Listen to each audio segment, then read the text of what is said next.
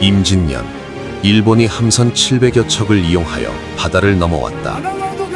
동원 병력 15만 명, 조총과 칼을 앞세워 조선을 침략했다. 그날 이후 조선은 7년의 전쟁 속으로 끌려 들어갔다. 전쟁의 불길이 사람을 삼켰다. 마을이 사라졌다. 목숨이 꺾이고 사찰과 궁궐, 책과 그림이 재가 되었다. 전쟁은 사람만 죽이지 않았다. 조선의 역사도 함께 태웠다. 조선 왕조실록, 네 곳의 사고에 나뉘어 있었다. 그러나 전쟁은 기록을 가리지 않았다. 차례로 모두 사라졌다. 조선의 기억이 연기처럼 흩어졌다. 단 하나, 전주 사고만 남았다. 우연이 아니었다. 그 기록을 지킨 사람들이 있었다. 목숨보다 먼저 역사를 챙겼던 이들. 그들의 선택이 지금 이 이야기를 가능하게 했다.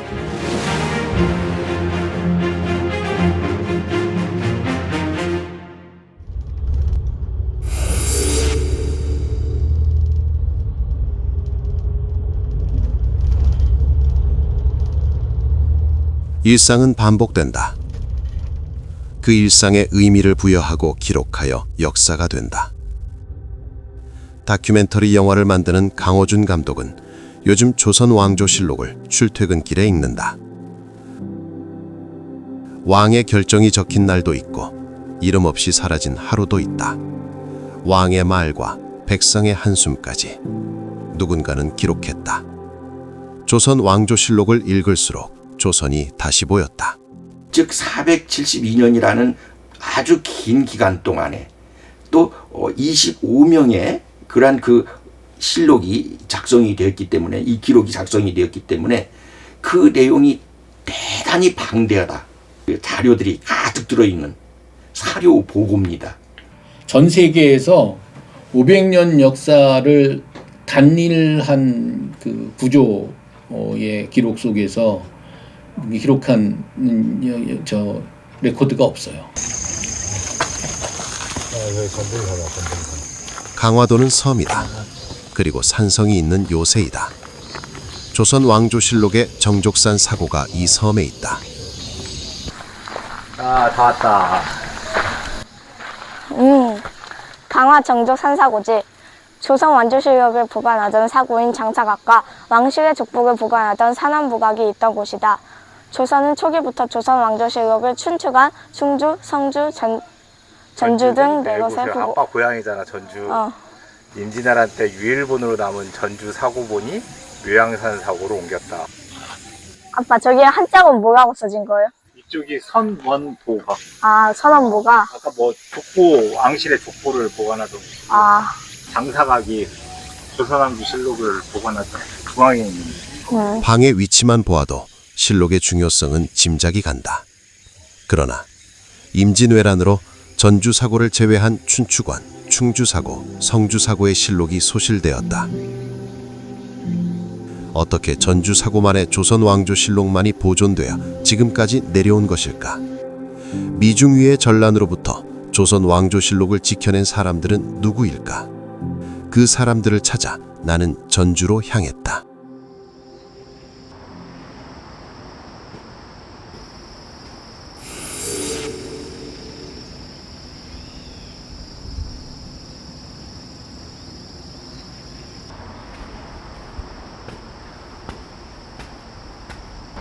태조 이성계가 고려 말에 이 남원 쪽 황산에 왜구가 득세를 했었나 봐요. 그래가지고 왜구를 토벌하고 이곳에 와서, 전주에 와서 자기 친지들을 불러 모아서 여기서 연회를 했었대요, 잔치를. 그러면서 이 대풍가를 만들어서 불렀다는 거예요.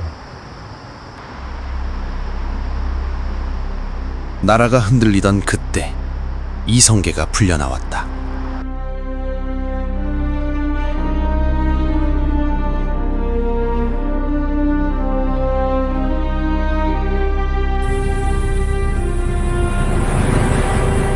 왜구가 침략해 남원 함양 일대 마을을 불태우고 땅은 피로 물들었다.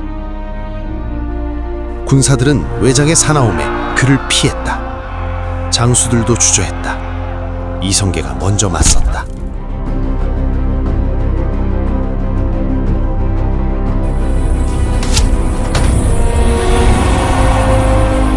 그의 화살이 승리를 불렀다. 그날의 승리는 전쟁의 끝이 아니라 새로운 질서의 시작이었다.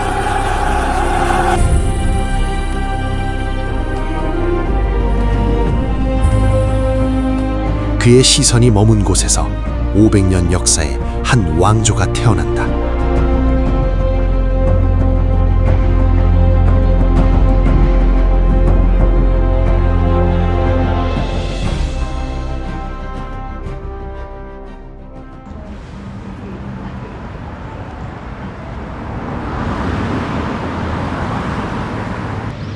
전주는 왕조의 끝이 아니라 시작을 품은 도시다. 진짜 객사 오랜만에 와보면 이 객사인데요, 여기 위에 있는 현판에 풍패지관이라고 써져 있습니다. 이 풍패가 한나라의 시조인 고조가 태어난 고향의 지명이래요.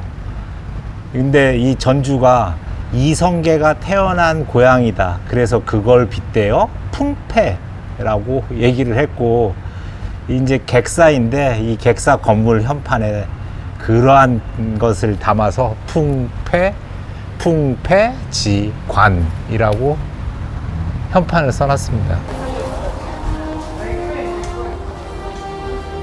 경기전은 궁궐이 아니다. 왕의 초상이 있는 집이다. 그 옆에 기억의 집이 있다. 전주사고. 우리나라는 고려시대부터 춘추관과 예문관을 상설하여 사관을 두어 날마다 시정을 기록하였으며 한 임금이 전왕시대의 역사를 편찬하여 이를 실록이라 하고 특별히 설치한 사고에 봉안하여 왔었다. 그래서 사관들을 불러가지고 어제 내가 그렇게 너희들에게 부탁을 했건만 내가 사냥을 하다가 마을에서 떨어졌다라는 내용만은 쓰지 말아다오 라고 부탁을 했는데, 당대에는 열람을 할 수가 없잖아요. 이제 많은 시간이 지난 다음에 연락을 해보니 제발 쓰지 말라고 했던 내용까지 썼더래요. 이 정도로 사실적이었다라는 거겠죠. 실제 태종실록을 보면 임금이 사관에게 알리지 말라는 내용까지 기록돼 있다. 조선왕조실록을 작성하는 데 있어서는 이 사관의 어떤 이 독자성과 독립성과 비밀성을 엄중히 이렇게 보장을 해줬습니다. 그래서 아주 그 신뢰도가 높은 그런 그 기록물이다. 그래서 사관은 자기가 이제 집에 가서 이 듣는 소문들 있잖아요. 시정의 상황이라든지 듣는 소문이라든지 이런 것들을 적을 수가 있어요. 추가로. 그러니까 실제로는 이 왕뿐만 아니라 정부가 전체적으로 돌아가는 상황, 관원들이 활동하고 있는 상황, 또는 사관이 곳곳에 가가지고 자기가 들은 얘기가 다 실려 있게 되죠. 왕은 기록을 명했지만 기록을 읽지는 못한다. 권력은 스스로를 기록을 명했고 진실은 사관의 손에 남았다. 조선 왕조실록은 한 왕의 일생을 적은 책이 아니다. 정치와 외교, 전쟁과 재난, 백성의 삶과 물가, 하늘의 변화까지 담았다. 특히 임진왜란 이전의 기록이 실록만한 게 없기 때문에 거의 그 조선 전기에 관한 연구는 실록이 압도적인 영향력을 행사할 수밖에 없죠. 우선 정확해요. 정말 정확해요. 오늘 이 자리에서 명을 내리노니 모두 경청하라. 500년, 한 나라의 움직임을 하루도 빼놓지 않고 기록했다.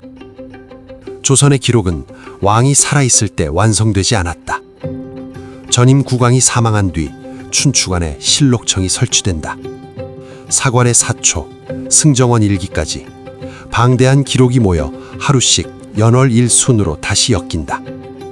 초초, 중초, 정초 세 번의 검토를 거치며 감정은 덜고 사실은 남겼다. 그래서 실록은 왕의 기억이 아니라 국가가 스스로를 검증한 기록이다. 실록은 인쇄돼야 보존했다. 실록을 꺼내거나 다시 넣을 때는 반드시 언제 누가 무슨 일로 꺼냈는지 기록으로 남겼다. 이제 사용연할 다 했으니까 고이 잘. 실록각 옆에는 비석이 있다. 찬양을 새긴 돌이 아니다. 위기와 투쟁을 기억하게 하는 흔적이다. 7년간의 임진왜란, 조선 왕조실록은 완전 멸실의 위기에 빠졌다.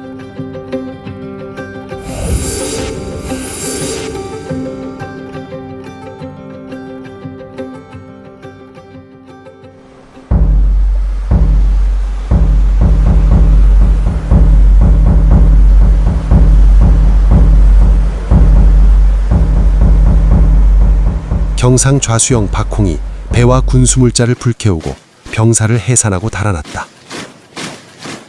부산진 첨사 정발은 끝까지 싸웠다. 성은 하루를 넘기지 못했다.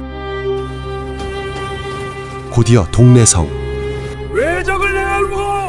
동래 부사 송상현은 싸워 죽을 수는 있어도 길을 빌려줄 수는 없다라고 외치며 성문을 닫았다. 전투는 시작됐다. 군사는 적었고 화포는 부족했다.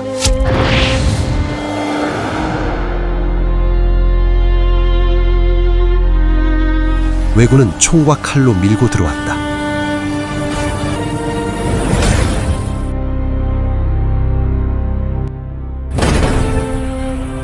송상현은 끝까지 물러서지 않았고 백성과 군사와 함께 쓰러졌다.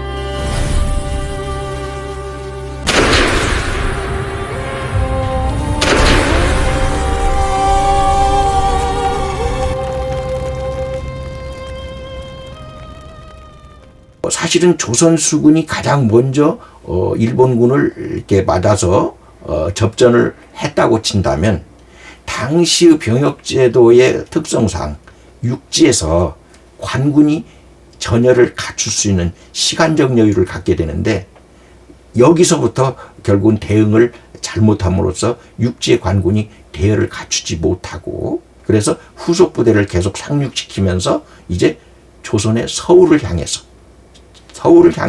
속전속결의 전략으로 진군을 하게 됩니다. 임진왜란 때 일본은 세계 최강입니다.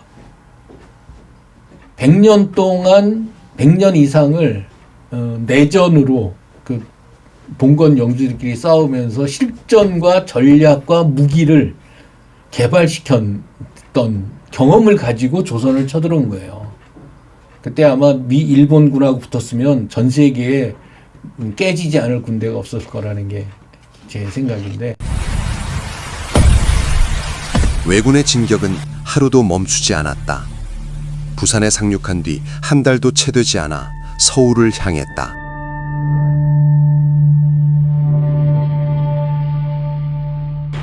이 일은 조령에서 왜군을 막으려 했으나 실패했다. 신립은 기병을 이끌고 충주 탄금대에 섰다.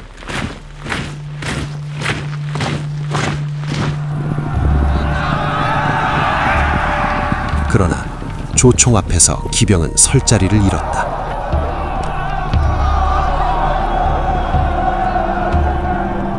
탄금대의 패전으로 백성은 흔들렸고 선조와 조정은 피난과 항전을 두고 고민했다. 그리고 그때 전라도에서도 병력이 소집되었다.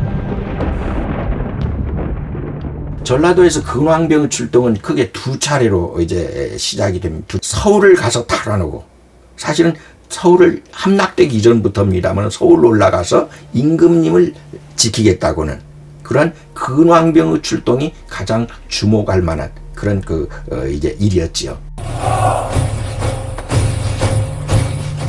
전라감사 이광원. 한양이 위험에 처하자 병력을 동원했다. 첫 번째 근황병. 선조의 파천 소식에 군사들은 흔들렸다. 이광은 물러섰다. 다시 두 번째 근황병을 일으켰으나 쓰라린 패배당하고 돌아온다. 근황병으로 출동했던 전라감사와 방어사 곽영이 다시 전라도로 돌아오는 것은 6월 14일, 15일경이 됩니다.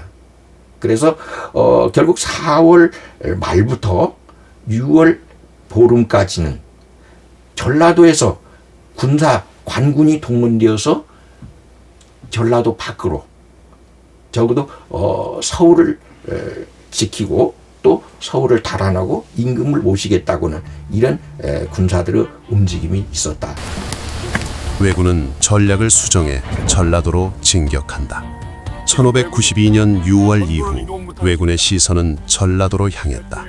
굴량의 땅, 사람과 곡식이 남아있던 지역, 전라도를 점령하면 보급로를 끊어지고 전쟁은 끝난다고 판단했다. 왜군은 금산, 이치, 웅치를 각각 통과해서 전주를 노렸다. 전라감영은 금산, 웅치, 이치로 병력을 증원했다. 권율, 정담, 황박이 목책과 삼중의 방어선을 치며 준비했다. 5월 말에 호남의 선비들이 대대적으로 의병을 결성을 했어요. 이것이 고경명을 대장으로는 호남 의병이었어요. 그러니까 북상하던 고경명은 이제 의병진의 여러 장수들과 회의를 통해서 금산에 들어온 왜적을 먼저 치고 그 다음에 북상을 하자 해서 방향을 바꾸어서 진산으로 이동을 해버립니다. 고경명, 벼슬을 내려놓고 고향에 살던 선비였다. 전라도의 선비와 농민이 그의 이름 아래 모였다. 금산으로 향한 길. 이 싸움은 이길 수 없는 전투였다. 그러나 그는 물러서지 않았다. 두 아들과 함께 끝까지 싸웠다. 전투는 패배로 끝났고 고경명은 그 자리에서 쓰러졌다. 하지만 그의 죽음은 패전이 아니었다. 그가 버텨준 덕분에 웅치와 이치에서 준비할 시간을 벌었다. 그리고 의병은 이어졌고 전라도는 버텼다. 전주로 가는 길목. 이 고개를 넘기면 전쟁의 판이 바뀌는 순간이었다. 웅치. 왜군의 주력이 밀려왔다. 관군과 의병이 세 겹의 방어선으로 맞섰다. 싸움은 치열했다. 왜군은 큰 피해를 입고 끝내 물러섰다. 이날의 승리는 7년 전쟁의 전황을 뒤집은 발판이 되었다.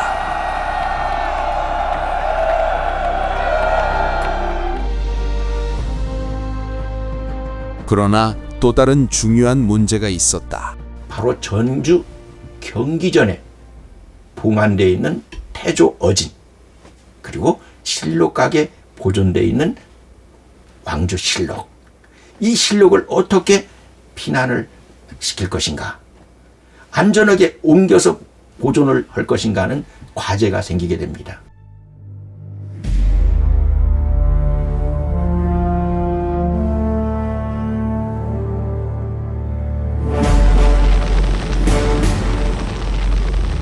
임진왜란 동안 수많은 문화재가 사라졌다. 불에 타고 약탈되어 흔적 없이 흩어졌다. 조선왕조 실록도 예외가 아니었다.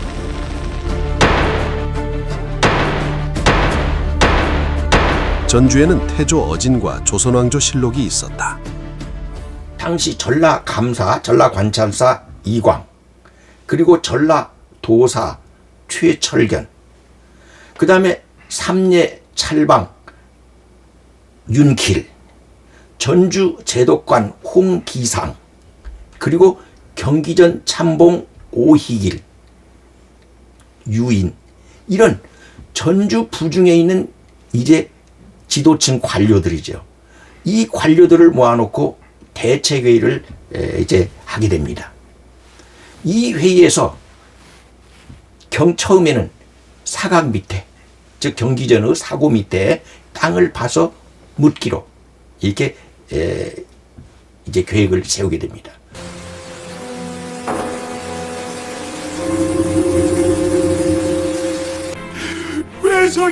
성주 사고.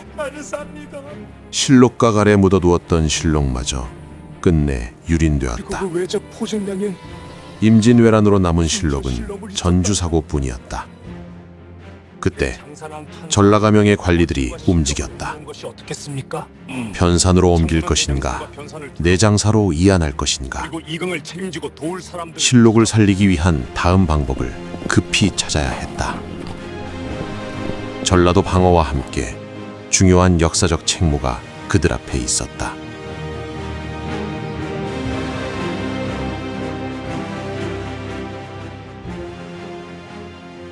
내장산은 아주 깊은 산골이기 때문에 외적이 들어오기 어렵다.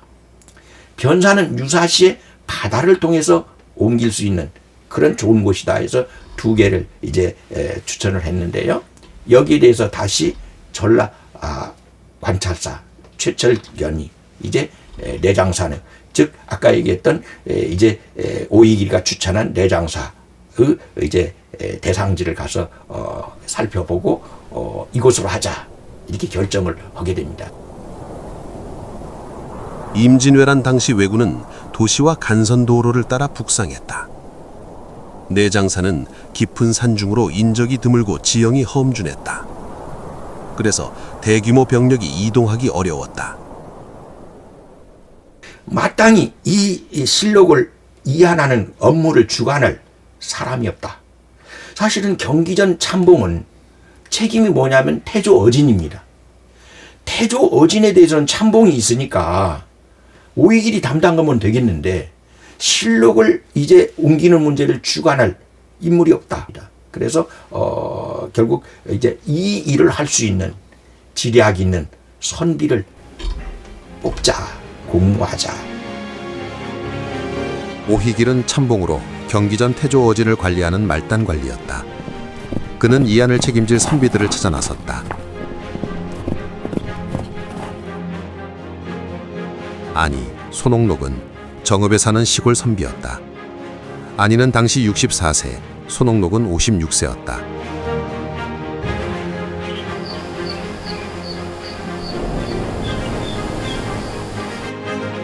아니와 손옥록은 비록 고령이었지만 군량을 모아 보내고 노비를 의병에 보냈다.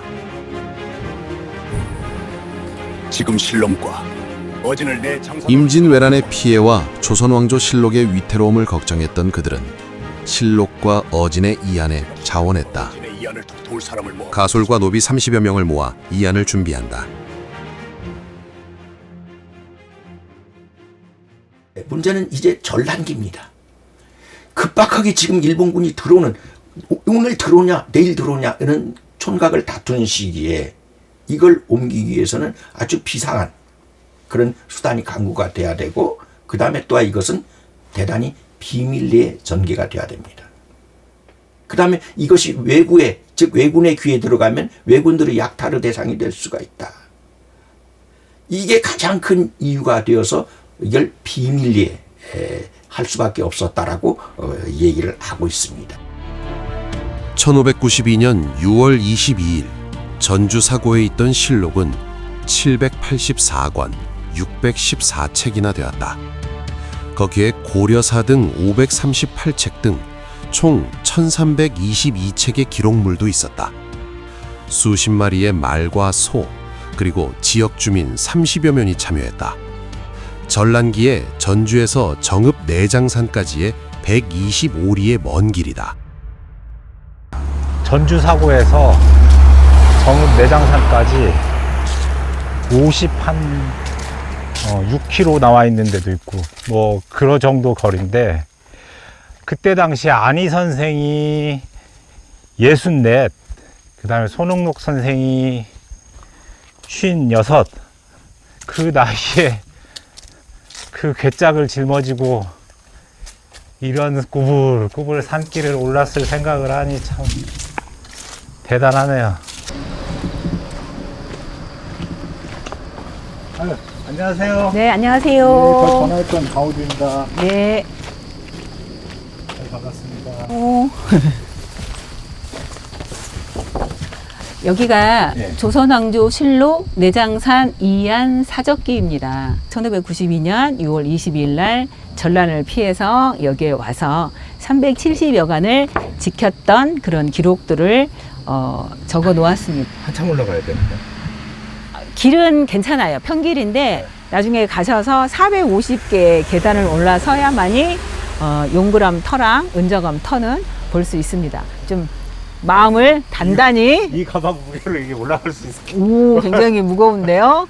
그래도 예전에 어른들은 그보단 더 무거운 그러니까요. 예, 한 뼘짝에도 굉장히 더 무거웠겠죠. 그 무거운 짐을 걸어갔을 텐데 우리는 이 정도는 거뜬하게 길이 이렇게 또 편하고 신발이 좋잖아요. 이 정도는 그러니까요. 거뜬하지 않을까. 그러니까 여기는 그냥 그 말이나 소도 없이 다 사람이 옮겼을 거 아니에요? 여기는 뭐 어차피. 그렇겠죠. 이게 큰 도로. 현재 내장산에는 천황문부터 금선계곡을 거쳐 용구람까지 실록길이 조성되어 있다. 보시다시피 이렇게 우리 백성들은 이렇게 괴짝, 욕식이어 괴짝이라고 하잖아요. 이 괴짝을 등짐을 메고 이 길을 걸었을 거예요. 근데 이제 6월, 음력 6월이니까 예. 비도 왔을 테고 더웠을 덥고 테고. 엄청 근데 습하고. 나중에 그 어디 기록을 보니까 이 보존 상태가 굉장히 좋았다라는 네, 기록이 예. 있고 얼마나 애지중지 저걸. 그렇겠죠. 네. 그걸 지키기 위해서 이게 산척이라고 표현을 했는데 네네. 산척은 그 당시 약초를 캤던 네. 분이나 네. 또 사냥꾼들 네. 그리고 내장사 여기 주지에서 희목대사와 승병들 중요할 때 지켰던 것은 우리 민초들이에요. 절대 유정자들이 지킨 건 아니더라고요. 그래서 우리가 안희 선생, 손홍록 선생도 말씀을 하지만 그 부두분도 굉장히 중요하지만 또 그때 밑에 같이 했던 우리 백성들 어쩌면 이분들은 그 당시 전쟁에 나가진 않았지만 저는 전쟁에 나가서 그 당시 진짜 창을 쓰고 화살을 쐈던 그 군인하고 저는 똑같다고 표현을 합니다. 내장사 주지였던 희묵대사는 임진왜란을 발발하자 승병을 조직하였다.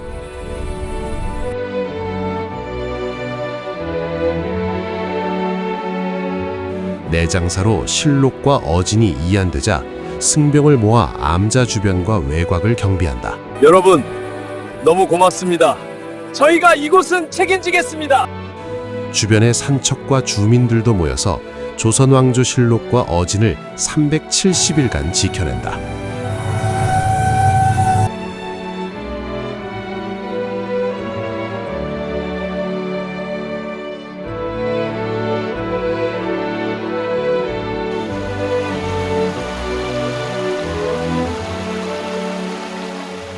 위쪽은 바라보려고 해도 볼 수 없을 정도로 오로지 하늘만 보일 뿐이라 피신처로 적합한 곳, 용구람.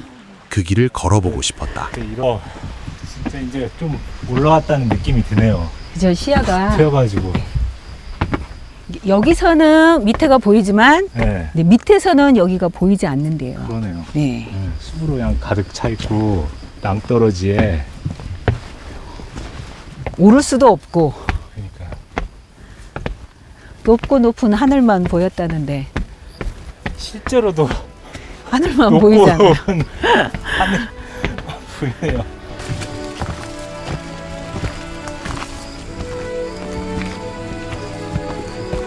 반갑습니다. 지금은 두 사람이 나란히 걸어도 될 만큼의 계단이 있지만 그 당시 사람들은 여기를 어떻게 올랐을까? 221계단을 오른 후에야 첫 목적지를 볼 수 있었다.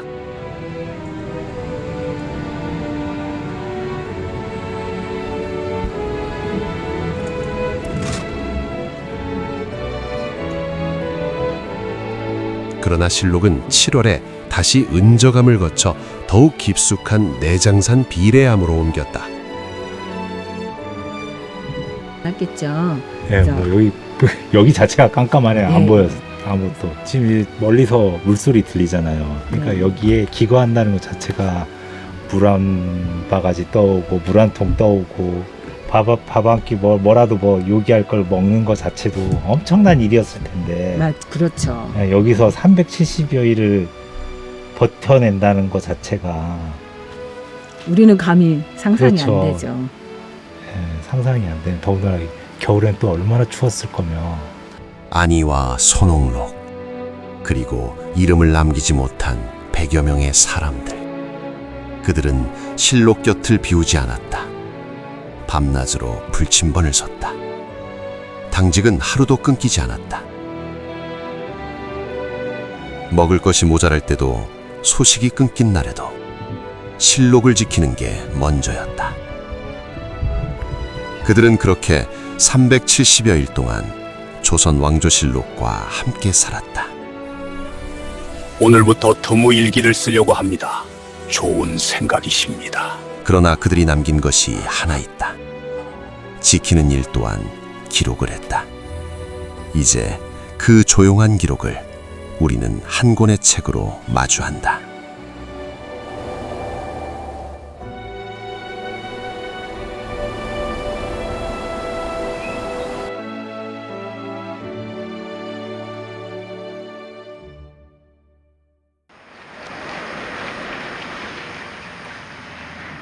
안희 선생 후손이 당시의 근무 기록이 수록된 임계 기사를 정읍박물관에 기증했다.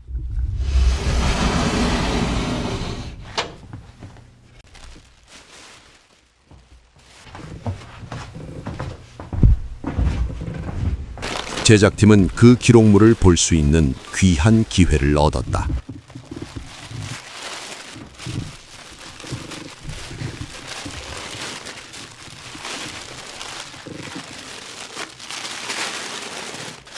이 책 안에는 당시의 사회상을 엿볼 수 있는 상소문, 군량미와 목화, 인력을 모아보낸 일이 담겨 있다. 그중 백미는 실록에 대한 내용이다.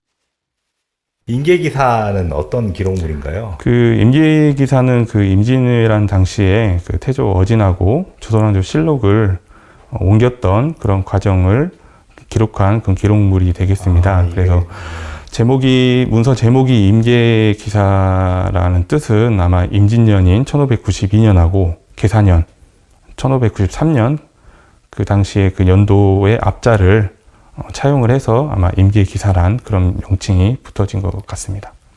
그리고 이게 어떤 내용들을 주로 담고 있나요? 그 임계기사는 당시에 그 태조 어진하고 실록이 내장산에서 이안되고 이제 그 이후에 내장산에서 실록과 어진이 옮겨졌을 때, 이안했을 때의 그러한 당직 근무 일지라고 보시면 되는데요. 수직상체 일기에는 누가 근무를 하고 누가 다녀갔는지 하루하루의 당직이 차례대로 적혀 있다.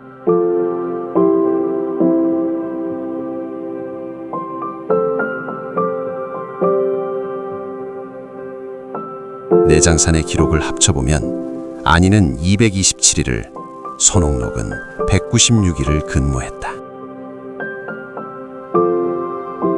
내장산에서 370여일을 지켰다. 그러나 전쟁의 향방이 바뀌자 왜군의 공격으로 진주성이 함락되었습니다. 조선 가명도 다시 움직이기 시작했다. 조선 왕조실록의 이안 작전 역시 새로운 판단이 필요했다. 그때 전라도는 조선과 명나라 군사의 보급기지가 되어 있었다. 사람도 말도 식량도 전선으로 향했다. 조선 왕조실록을 이안할 여력은 충분히 남아있지 않았다. 제가 방편을 찾아보겠습니다. 너무 고맙습니다. 그래서 안희, 손옥록, 오희길이 다시 어렵고 두려운 여정을 준비하고 길을 나섰다. 이 일은 찬사보다 더 큰 책임이 따르는 일이었다. 어진을 옮기기 위해서 어진을 옮긴다. 공공연히 떠들고 갈 수가 없습니다. 이걸 어진이 아닌 것처럼 해야 됩니다. 그래서 어진의 축을 절단을 해서 마치 일반 물품처럼 기름종이라 싸서 상자에 넣어서 운반을 하게 됩니다. 나중에 누군가가 이 오희길이 어진을 손상시켰다 하는 걸로 이제 문제를 제기를 합니다. 오희길은 여기에 대해서 난리 속에서 오로지 어진을 보존해야만 된다는 그런 생각에서 한 일이기 때문에 거기 선처를 바란다는 상소를 올리게 됩니다. 이런 정도로 바로 어진과 실록은 대단히 조선시대에 엄하게 관리를 했다 하는 것을 우리가 알 필요가 있습니다. 희묵대사와 승병들 그리고 산아래 마을 사람들을 뒤로 하고 이안 작전은 다시 시작됐다.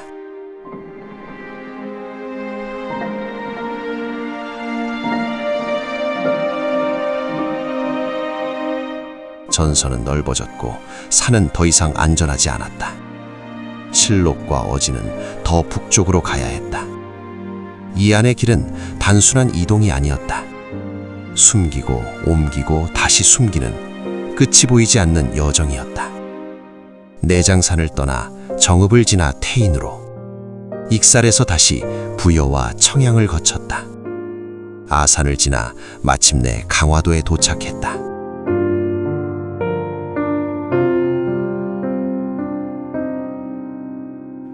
그 험난한 이안 과정도 수직상 제1기에 기록되어 있다.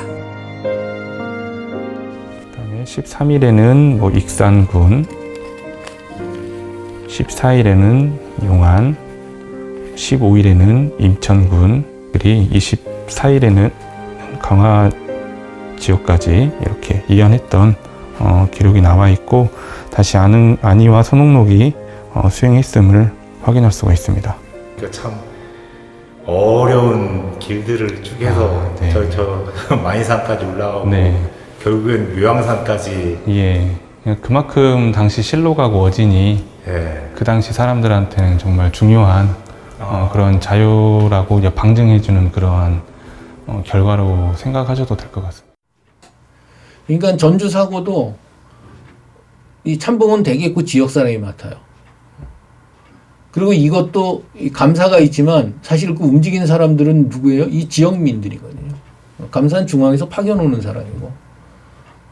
그러니까 여기에 살던 사람들이 지역민들이 움직인다는 거예요. 사람들끼리 마주보고 살고 하는 이 일상의 역사, 그리고 그거에 이루어지는 삶의 공간인 지역의 역사, 이런 것들이 정말 중요하다.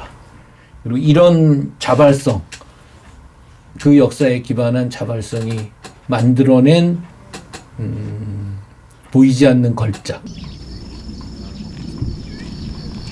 우리는 흔히 역사는 미래학이다라고 얘기를 하는데, 그 역사가 우리한테 전해질 수 있도록 그 기록물들을 온전히 보존해 준 그 두 분을 모신 사당에 갑니다. 여기가 바로 남천사 입구입니다.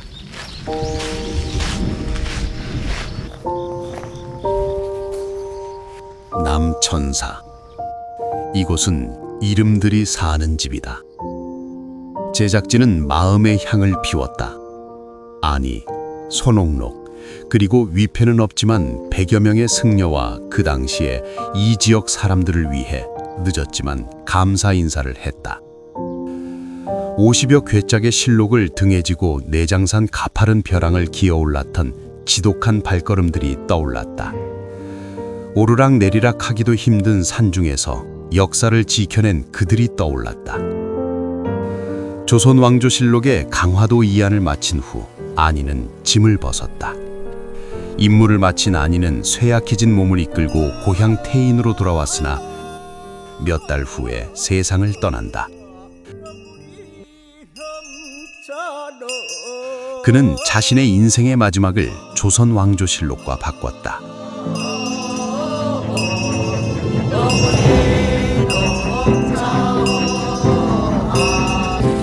1597년 외적이 다시 북상하자 묘향산으로 실록을 이안한다.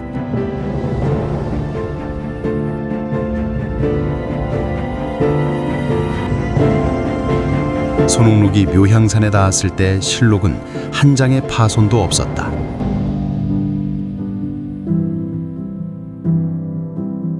전쟁이 끝난 뒤 전주사고본을 모본으로 삼아 실록은 다시 간행되었다. 행안을 도와주신 많은 전라도, 그리고 전주사고본이 근간이 된 조선왕조실록이 오늘까지 우리에게 전해져 온다.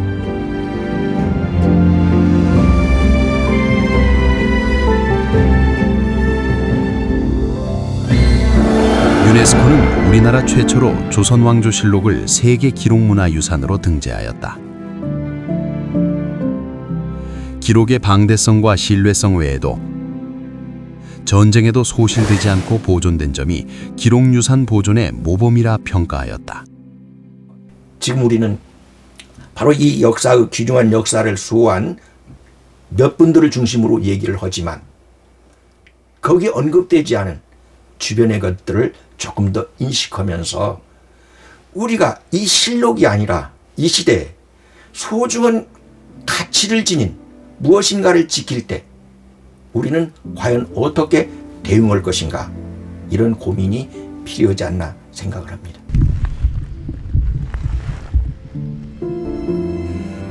제작진은 내장산을 내려오며 많은 생각이 들었다. 어떠한 신념이 자신들은 볼 수도 없는 역사책을 소중하게 지키게 했을까? 어두워지기 전에 두 선생을 보고 싶었다. 발길을 재촉하고 또 재촉했다. 안희 선생의 묘소는 정읍 7보에 있다.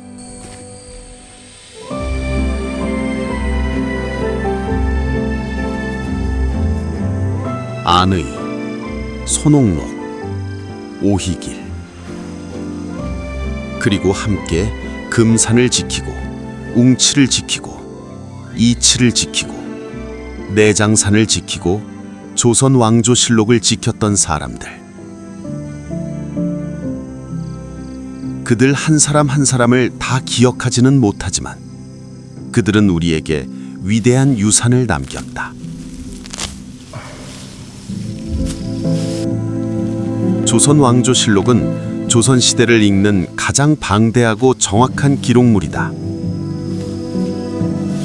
한 국가의 500년의 정치, 문화, 일상에 대한 기억이며 이제는 우리가 보존해야 할 기록유산이다.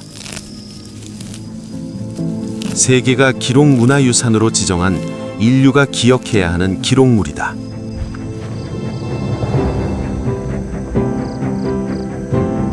미증유의 전란으로 개인의 생사와 가족의 안위가 위태로운 상황에서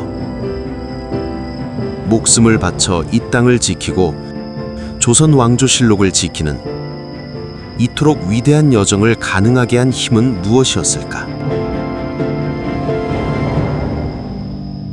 우리가 보던 조선 왕조실록의 한 글자, 한 글자에 고마움이 그리고 미안함이 보태어져 읽혔다.